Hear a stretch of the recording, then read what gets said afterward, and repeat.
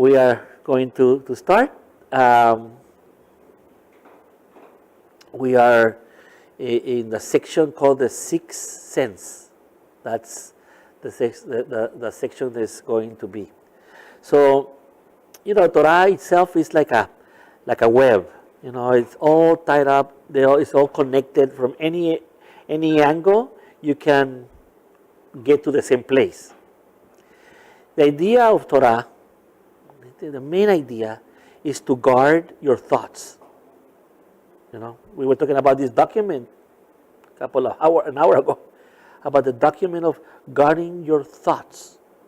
And what that means, right, of guarding your thoughts is you must learn that your five senses, whatever you're feeling by looking, by hearing, by tasting, by touching, by smelling, is going to compromise the truth.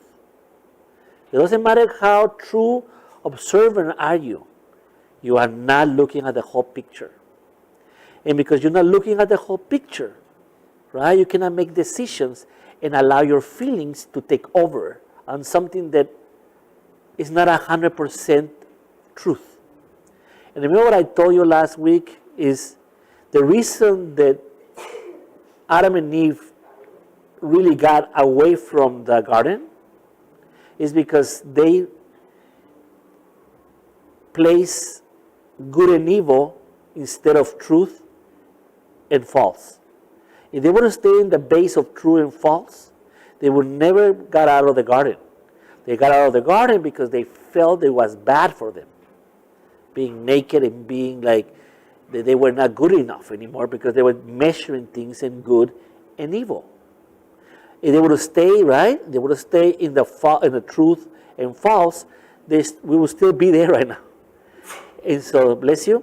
So the key to it, right, is we must return to that type of thinking. That type of thinking is what we call guarding your thoughts. Because your thoughts come and go, right? Come and go by these ideas that we have that something's good and something's bad. Right? You receive extra money, you start thinking good things. It's good for me. Not always. Not always. Somebody who has problems with drugs, having money so extra, might not be a good thing. Better not to have the money. See? So evil and good are confusing in our world. So we know that. So then what we were talking about is how do we see this truth? How do we manifest this light that is the force of giving that we've been talking about? How do we do that? We cannot use, again, the five senses. We have to use an extra sense. We call it a sixth sense. Right?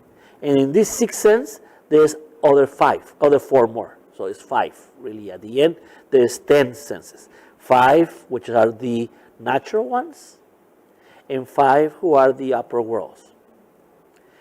That's the idea. It's always the idea that we are split. This is what we have such a hard time in life, because we're split. We're split between two worlds. The Zohar, which is, the book of where we take a lot of the Kabbalah, says that another flood is coming. Right? Another flood is coming, and it's just the same as the first flood. There were waters from above and waters from below, because the way the flood was, it wasn't just rain. The earth opened and the hot water came up. So they say that by the year 1730 to 1840, the Zohar says it will be, this flood will come, and it's the flood of the wisdom from above, which is Torah, and the wisdom from below, which are the wisdom of the nations, like chemistry and biology and physics and quantum physics, quantum mechanics, mathematics. All those beautiful science are going to be, and technology will appear. This is what the Zohar says. And actually, it was in an industrial revolution that we really jumped. We jumped like never before, because now we can make things more faster, right? We can do it faster, not more faster. Faster, we can be more efficient. We can have fruits all year long than before we couldn't. I remember in Guatemala, you only would see the grapes in Christmas. That's it. I don't care, right? The red apples. So we knew, right, that it was Christmas because you could see in the markets those fruits. But now we can have them all year. That is a beautiful thing. I can have avocados all year. Sometimes there's less, there's more, but there's always avocados. More expensive, yes, but we still have them, right? We have the ability to put seeds under the sea. We can now harvest in the water. Nobody tells you that, but that's what we can do now. We can make the water from the sea to drink now. It's possible. And people are still having problems with water when we are about 70% of water, but this is the technology from the waters below. So it has been, this planet is aligning for the Messianic era, where we can have abundance. Anything that sounds no abundance is because our egos, in the way the self-interest of ourselves, that has not allowed us to get to that point. But we have the technology to do that. And this is a wonderful news. Honestly, we are ready for it. So as the waters below come up, like in the Mabul, right? In the flood, the waters above are starting to come through.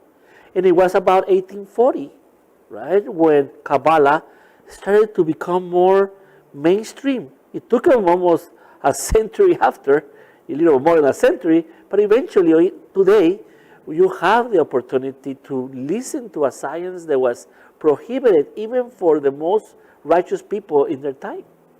And now you can take a book, take a class, and have it. So the flood is coming, and when the flood starts to blend between these two worlds, then the Messianic era will start.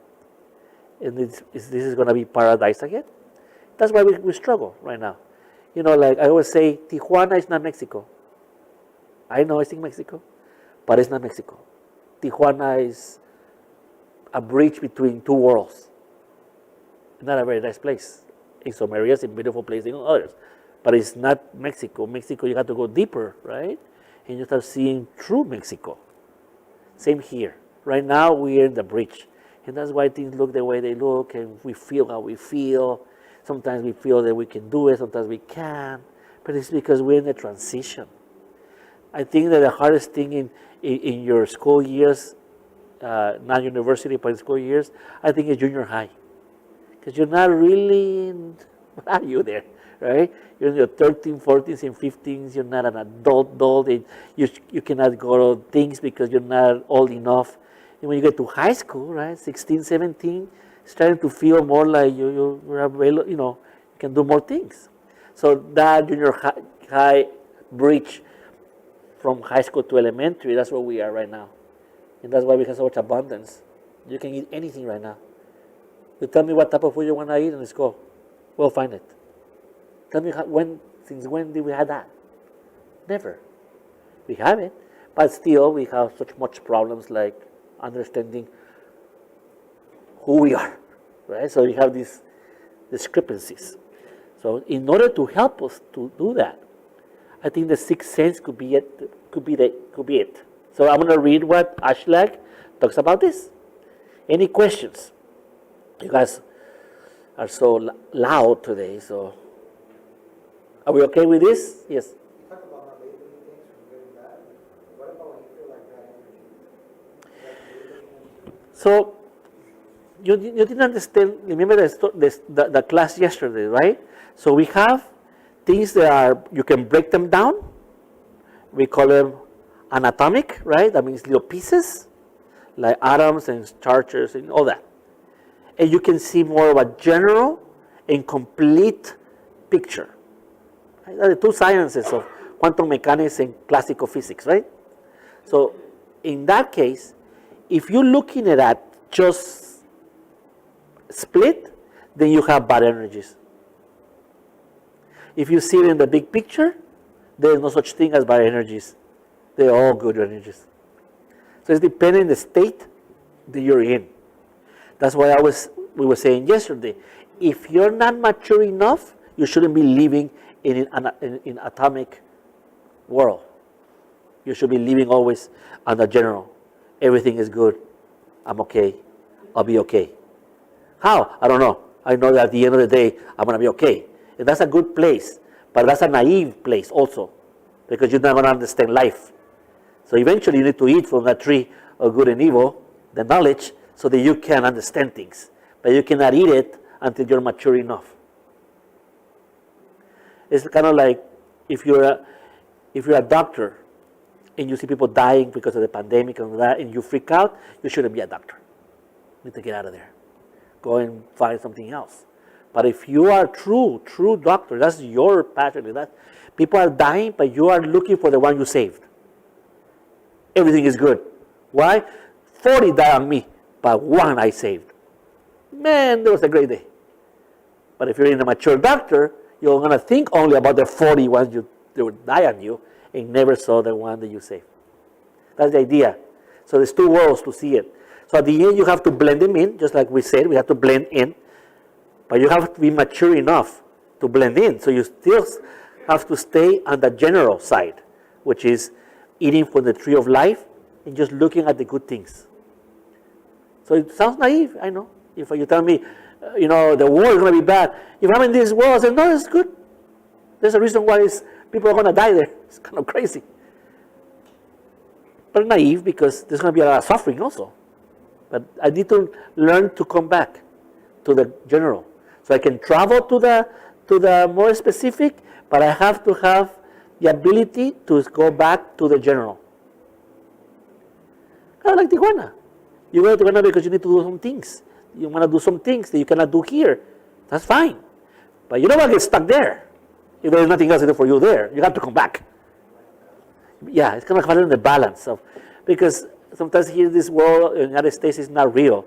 We live in like not real. You go to those places, you go, my God, that's seeing those kids poor, living on the gutters and just having just terrible lives. You say, man, this is real. It is real, but it's real only in your five senses. In the general, those souls needed to be there. Kind of like Yahshua being in the boat. He lives in the general field. He's so at peace with himself that he's sleeping on a storm.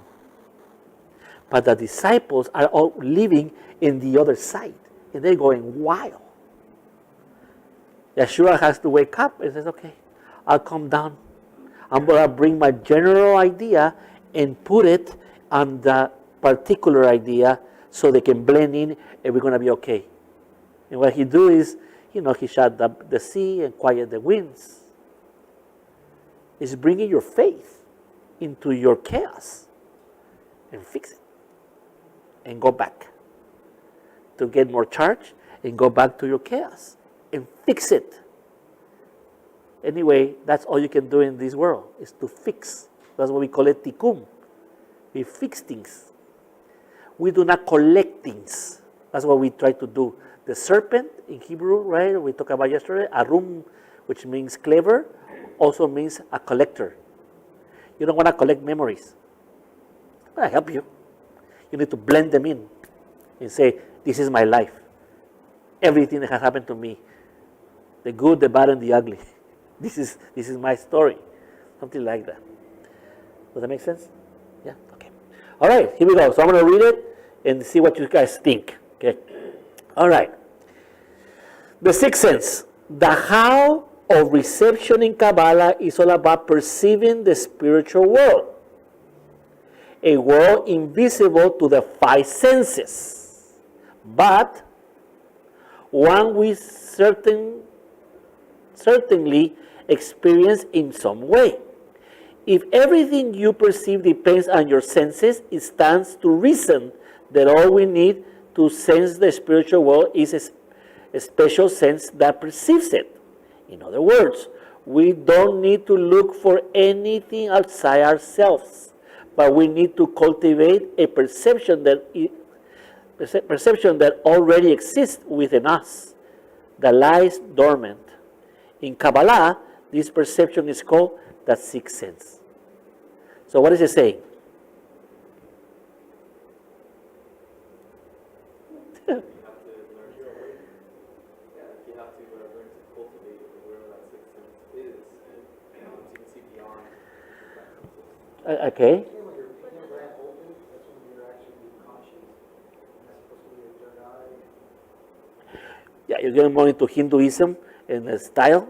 It's just true, totally true what you're saying. But if I keep it here, let's keep Kabbalah is a science that is not, shouldn't be that hard to understand. That's why what we say now is that little kids should understand what I'm saying. If I teach enough, they should be able to learn it. So yes, you're right. That's you being more technical, physiologically what needs to happen. But what is it saying? Just the text, what it's saying right now, what I read. You were going to say something? No? No? Okay. You forgot? It happens. All right. Anybody else?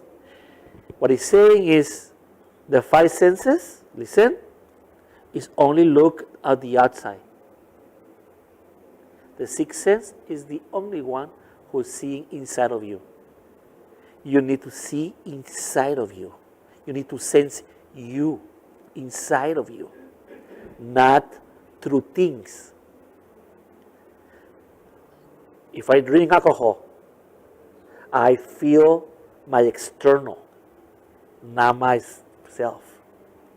If I go to a party, I'm feeling my external world through my five senses, the balloon, the party, the cake, the whatever, the dancing.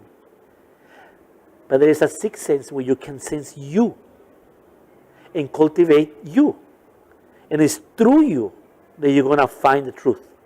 So that's a very important thing, because we always try to find the truth on somebody else. What somebody else says about us. Right? But that's not what this is. I don't need you. See, there's a quote that says, what you think of me is not my business. Really, it's your business because you're thinking of me, and I'm happy you are doing that. But it's not my business. It's not what I should be thinking about.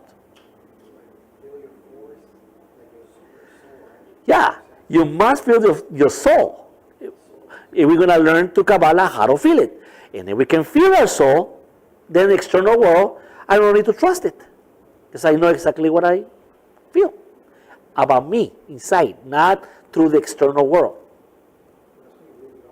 Yes. It's a beautiful concept. And the key is, how do I do that? How do I start sensing me without having to use you? Because that's what we do, people. We use each other to find ourselves, and it becomes a trouble. I'm going to tell you the saying. It says, I decided a long time ago, I don't know who said that, but this is how it says. I decided a long time ago not to fight with a pig, because both of us will get dirty, and only him will like it. So if you fight with your external world, which is your pig, you're going to get dirty, but the only one who's going to win there is the external world, and I am not external. I am really an internal being. So is there a point before you,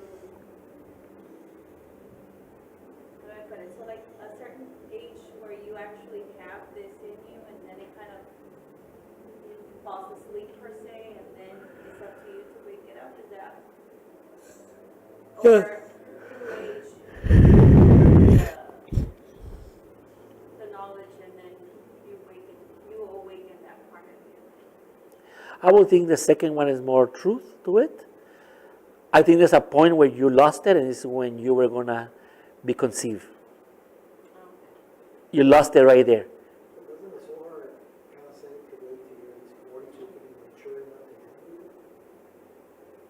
it? No. That was a rule of the rabbis, because they thought that you were not mature enough when you were 20. And most people didn't get to 40. So they really were waiting for you to die so we not to teach you. Yeah. 40 was old. Was 40 mature enough age? I mean, if people made it to 40, skipping all the issues. But if they would skip it, would that be like the maturity level where they could actually understand it? I don't think it was 40 in years. I think it was 40 in symbol. And you endure the 40 years in the desert to get your promised land. Can you have the 40 days in the desert so you can fight with your ego and find yourself? 40 is the letter mem, which is water, which is that's why I started that class with the flood, because we were waiting for the flood to come, the waters to come back. Yeah, can drown you too, though. But it's purification. It takes a mikveh. Mikveh is the cleaning, right, of your body from impurities. And there is a kind of, they measure in all times, it's called in Hebrew segel. Segel was 14 liters of water. And together they had 40 of those. 40 of those liters, it was your mikveh to go in and to wash yourself. So the measurement was 40 segels. That was which means equals to 14 liters per segel, right? And so that was the 40 that you need to clean yourself. When I was young, not a long time ago, but seems long, I used to go play soccer. My grandfather didn't allow me at the beginning because by religion, it didn't allow it to play soccer. But I went anyway. He bought me the shoes anyway, so I went to play, but he didn't want me to, I did it hidden, I was hiding from it. And sometimes, in Guatemala, it rains and there's a lot of mud, but you play in the mud. I would come home, but because I didn't want to tell them that I had play, I would go to sleep with the mud. In the morning, the mud became what? Hard, it becomes what? Clay. And try to take the clay out of your skin. Not a good thing. That's why mikveh, and learning every day, allows you to, your effect of your causes not to be so big and hard. If you can clean every day your mind and understand where you are, it's easier, life is easier, instead of just ignoring it to a point that the clay has, now when you take it away, it takes your whole arm. That's a very painful thing that happens to us. That's why from Shabbat, and from new moon to new moon, everybody will be guided by the divine, says the Torah. So, by having this, I know it means a lot to you, but let me tell you, you're cleaning yourself. Life, it can be easier. Okay, should we continue? Reading is okay? Yeah, okay. Thank you, thank you, Marilyn. All right.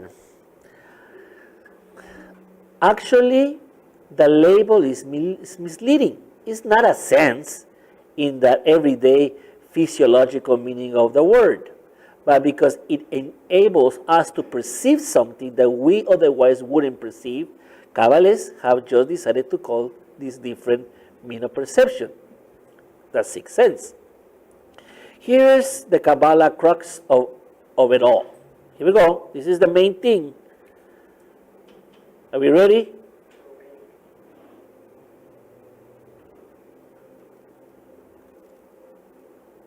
Ready? Here we go. Our five senses are presently programmed to serve personal interest. What is it saying there? This is the truth of the Kabbalah. I mean, this is like one of the pillars of it. What is it saying? Sure, I can. Actually, the label is, here you go. Here is the Kabbalah crux of it all. Our five senses are presently programmed to serve personal interest.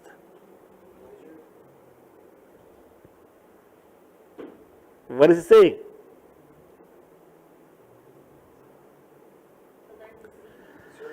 Why are they deceiving? Yeah, but why are they real? Because you're only thinking of you. That's how it's programmed. But it makes sense. If I'm in the freeway, somebody's going to crash on me, I need to use my eyes to save myself. So it's not that it's wrong, but it's not true reality. It's not. Because you're only looking a little piece of the picture. This morning I was telling the people, we're talking about dragons in the morning, dragons of the mind. That's what we're talking about. And I just read in I think it was a magazine, that this guy, when he was 5 years old, acid got in his eyes, he got blind. That was the story. And then eventually he was a genius though. He made a software to help people to see. And a lot of people see because of the software. But he wouldn't have created a software if his, the vision would have been messed up. That's the whole picture. That's the sense, sixth sense. See the whole thing. But in his case, at the beginning, I would imagine he would feel, right, that is bad. Because his five senses are telling him, well, four now because he lost the sight, telling him he's wrong, right? But actually, it was a blessing. And he sees through the software now. Interesting, huh? I mean, we have these abilities now. But we're more interested in the negative stuff of the world. But when you're in like that problem or whatever, right, how do you shift it? It's so natural, right, to like look at it. It's like good for me or bad for me. How do you go back to your natural state? Your natural state? Yeah. Your natural state is you're a soul. You're not a body. Well, we're going to figure that together because, we're just reading here. But at least we have to learn first to see where our suffering coming from. It's coming from personal gain. I'll just steal it. They won't see it. Right? We because we want it. I'll do it this way because it's what I see. I'm not seeing the whole picture of things. All right, so here we go. For this reason, all we perceive is what seems to serve our best interest. If somehow your senses were programmed to serve the interest of the whole world, then that's what you would perceive. In this way, each of us will be able to perceive what every other person, animal, plant, or mineral in the universe perceives. We will become creatures of unlimited perception, omniscient, literally God-like people. What is he saying?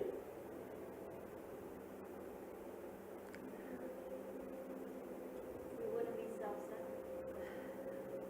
Because we're able to feel all perceptions. Everything. Right? Yeah. But you only can use it if you can perceive everybody else, not only you, but perceive the need, the pleasure of everybody else. But that goes with everything. We can go very worldly on this. If I know what you need and I make it, I become a millionaire. But I'm perceiving your need. That's why people can become wealthy. But because you're so into you, you're not seeing the need of everybody else, and you don't create anything with you.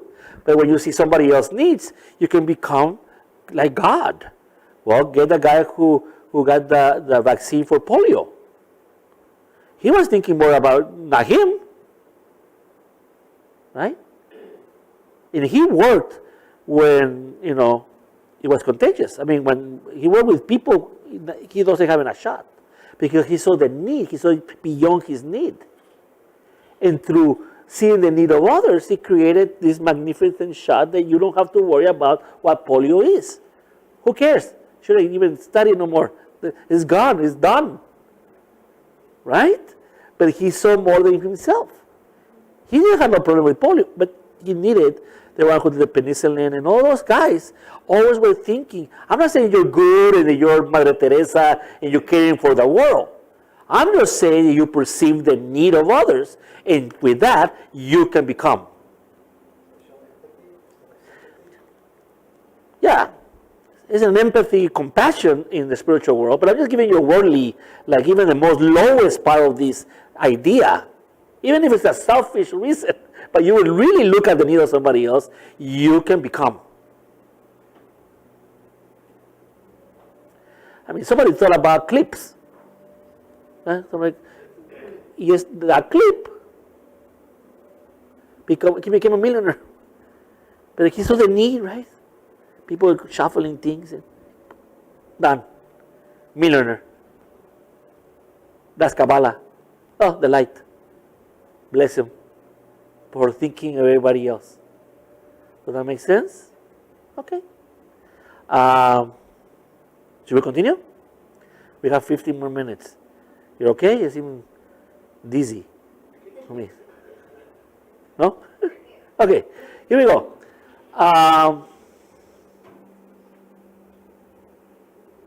Okay. In such an abounded state, in the state of feeling the need of everybody else, right? Feeling not only your own interest, but the interest of everybody else.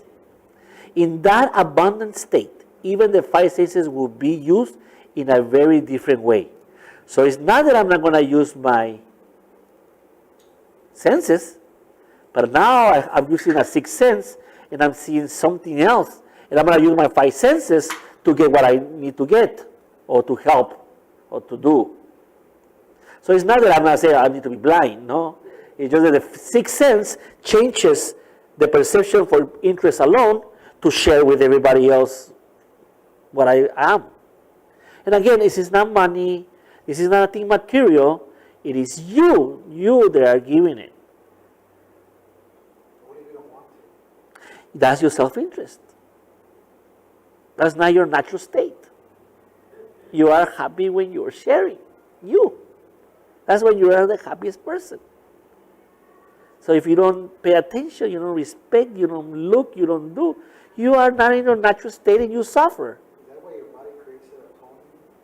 You're actually... Yes, that neurotransmitter will help you to respect people, to feel people, to feel love for other people. Yeah. Like if I ask you, when you're in your best state of you, how do you look? Glowing, happy. What else? What else?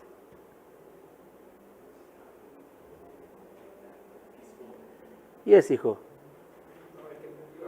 Dámelo aquí ya. No importa. Solo 500,000 personas están viendo en el internet. Okay. All right. What else? When you're in a state that you feel that you're natural you, that you're happy with you, how do you look? Peaceful, calm, humble, grateful. It's kind of like being in a, ¿cómo se dice hamaca en español, en inglés? No sé la palabra. ¿Cómo? Hammock. Oh. You're in that state, Yeah. it can also be a weakness. Never. Why would you be in a weakness? Like the Chinese say, never make a promise when you're happy. Right? Yeah, but that's happy of because you just got a burger and fries. Because somebody gave you something, you go into a trip. Yeah, it's a neurotransmitter happiness. Those come and go because of food, because of the area, because of something. This is a state of mind. When you come, so let me finish with this. We're going to finish and then we'll continue. But let me tell you this story. It's a Buddhist story. I think it's a good story to say it. So, Buddha had a student. And Buddha was just getting to 80, which is going to die. He's getting older. And so the student said, man, I've been with him for almost 30 years. I don't know nothing about what he believes. I should do something about it. So he got in the morning and says, today I'm going to learn, because one of these days, Buddha won't be here. So they went up, and of course, Buddha went to the mountain, and, he was just standing there. And then the guy said, okay, I'm going to just look at him. Today is the day. Today I will learn. And then this guy got there, and he says, Buddha, I have a question for you. The guy took, notes. Okay, what is it? It says, does God exist? And then Buddha says, no, it doesn't exist. Okay, he says, Buddha doesn't believe in God. I'm pretty clear now that that's what he believes. That's good. Then, a couple of hours after, another guy comes and says, Buddha, does God exist? And he says, yes, God exists. That is why I haven't learned for 30 years. He's contradicting himself. Well, I'm just going to put it here. And then a third one comes and says, okay, with this one, there's no more no. Yes, has to be the one. And the guy says, Buddha, does God exist? And then Buddha sat down and closed his eyes. And then the guy said, oh my God, this is a code, said the guy, right? And then the student, the one who came, they asked him, sat down and closed his eyes. And then he can say, now? So half an hour they were just like this.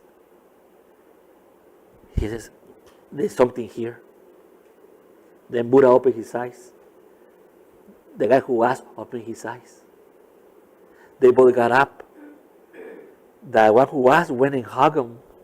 They hugged each other. They laughed. They even cried. And then he was just writing, right? And he says, thank you for the answer. And the guy says, what answer? There's no answer. And then he says, Buddha, I think I'm just not I can't follow you no more. I've done it for 30 years, and this is what I get all the time. He says, Buddha, what do you mean? He says, yeah, look at, you told the first guy there was no God. Yeah, because he was a religious person. So he already believed in God. What he needed to start is not believing in order to grow. Oh. And the other one, he says, the other was an atheist. So in order to grow, he needed to believe in God. So I told him to believe in God. Okay, he says, that's okay, I get it.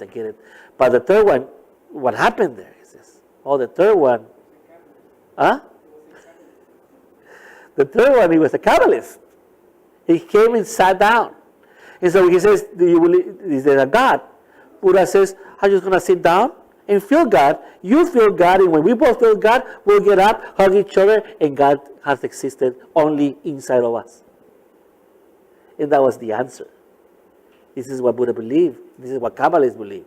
God doesn't exist outside. One of the statements of Kabbalah is God does not exist. It doesn't exist outside. It doesn't exist in your five senses. It doesn't exist in your reasoning. It doesn't exist in what you believe in your ideas. God only exists in what I feel Him inside. So what we are going to look in Kabbalah is just to feel Him. And if you can feel Him, whatever you want to believe or not believe outside, it won't matter. What will matter is that you have found the light. And then you find yourself. That will be the key. Does that make sense? Yes? All right. You ready to go? Go. Enjoy your life. I'll see you next week. Okay? No, really, go.